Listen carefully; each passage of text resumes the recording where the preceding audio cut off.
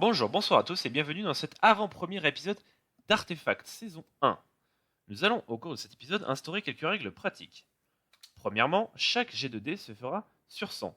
Plus on est proche de 1, plus l'action est réussie. Et plus on est proche de 100, plus l'action sera ratée. De 1 à 5, nous avons la réussite critique, et de 96 à 100, nous avons l'échec critique. Les actions, quant à elles, seront réussies ou non en fonction des caractéristiques des personnages. Deuxièmement, les joueurs disposeront de postures de base qui pourront être changées au début d'un nouveau tour. Les postures de base sont offensifs, les dégâts infligés par le joueur seront alors maximales. Je veux dire par là qu'il n'y aura pas de jet de dégâts à faire. Exemple, une épée faisant 1 des 7 de dégâts en offensif fera obligatoirement 7 points de dégâts. La posture défensive, en défensif, un personnage sera entre guillemets plus sur ses gardes que les autres, lui permettant ainsi d'effectuer une parade ou une esquive suite à une attaque ennemie. La posture de concentration permet de réduire de 1 point le coût en magie d'un sort ou d'une capacité. Et la furtivité, quant à elle, permet au début d'un combat, si le joueur n'a pas été détecté, d'être entre guillemets invisible aux yeux de l'ennemi, doublant ainsi les premiers dégâts infligés. Cette posture s'annule si le joueur est repéré ou après la première attaque. Troisièmement, l'ordre du tour de table sera alors déterminé par un jet de dés de 100, de la part de chaque joueur.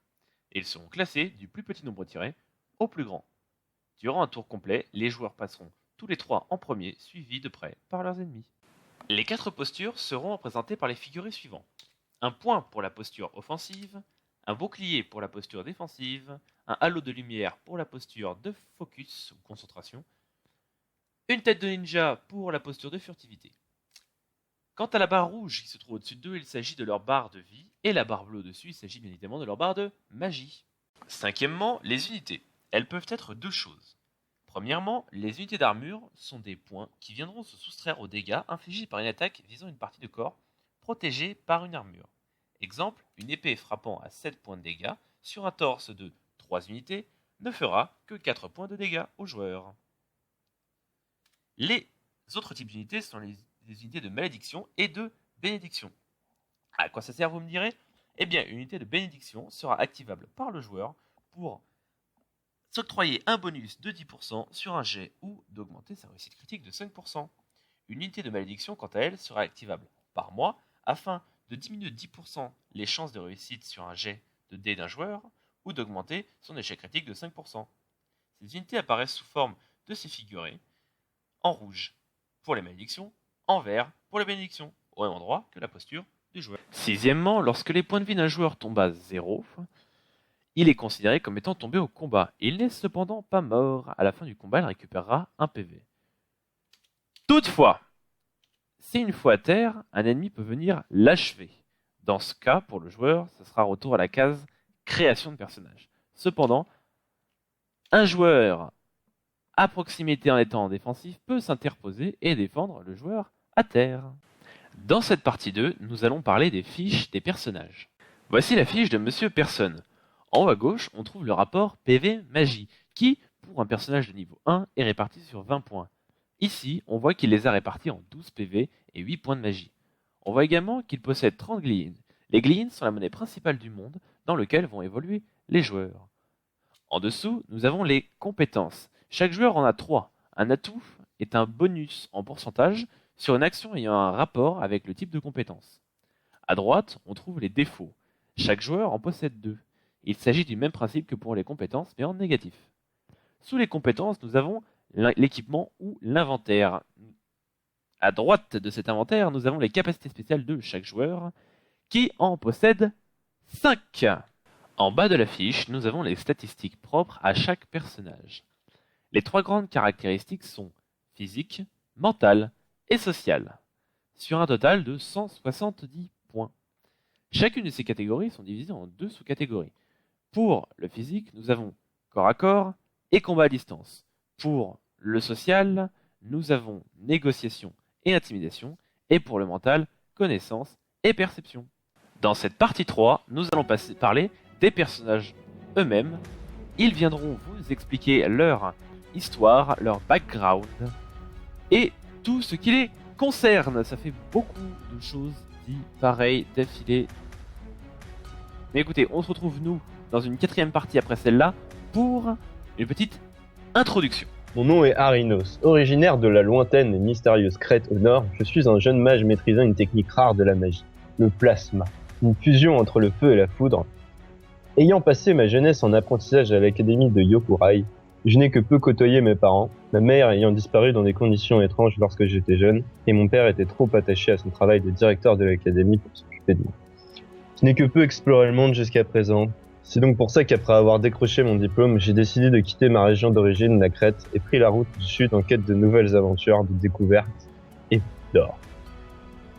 Bonjour, alors je me présente, je m'appelle Brad Matchamp, je suis un grand homme blanc, chauve, de 2 mètres, pesant à peu près 110 kilos, donc je suis une montagne de muscles, et j'ai une très grosse moustache que les gens adorent.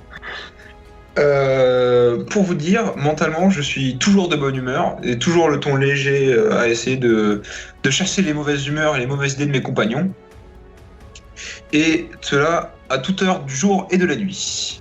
Mon histoire, c'est que je suis un paysan d'une communauté de fermiers et d'éleveurs, dans un petit village des chênes de la Synchronide qui s'appelle Péridiotia. Je ne sais même pas s'il se figure sur les cartes. Je vivais avec ma femme, du coup, Yoria, ma fille Lynn et mon fils Bat, en tant que chef du coup de ce petit village de fermiers. J'ai toujours été fasciné par l'exploration, par le voyage, mais à la mort de mon père, quand j'étais jeune, du coup, j'ai repris le commandement du petit village. Et par contre, du coup, lorsque mon fils a atteint l'âge de gouverner, je suis parti en retraite, en vacances un peu partout dans le monde, et du coup, je vais passer le reste de ma vie à explorer tout le continent que je n'ai pas pu explorer lors de ma jeunesse. Stone. C'est tout ce dont je me souviens de mon ancienne vie. Dernier représentant de mon ordre de ma famille, je suis un homme de 1,95 m, armé d'une pelle et de ma lanterne sacrée, maudit et condamné à vivre éternellement. Je suis accompagné du fantôme qui est la source même de mon malheur. Je dois vaincre tous les nécromanciens pour espérer un jour accéder à la paix.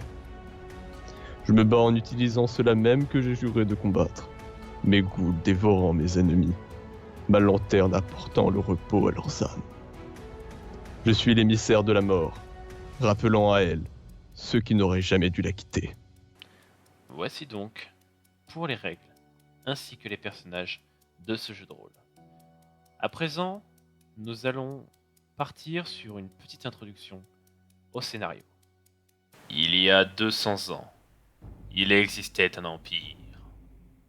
L'empereur gouvernait de manière forte, mais juste.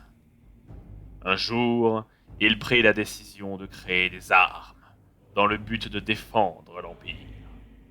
C'est alors que naquirent les artefacts. Puissants, nombreux. Il en fit cadeau à chaque souverain de chaque chef-lieu de l'Empire. Il en paya le prix. Avides de pouvoir, les souverains déchaînèrent la mort et la destruction pour leur seul enrichissement. La guerre de 100 ans fut le dernier glas de l'Empire. De nos jours, 200 ans plus tard, les artefacts sont perdus et l'Empire n'existe plus. Cependant, ils referont parler d'eux.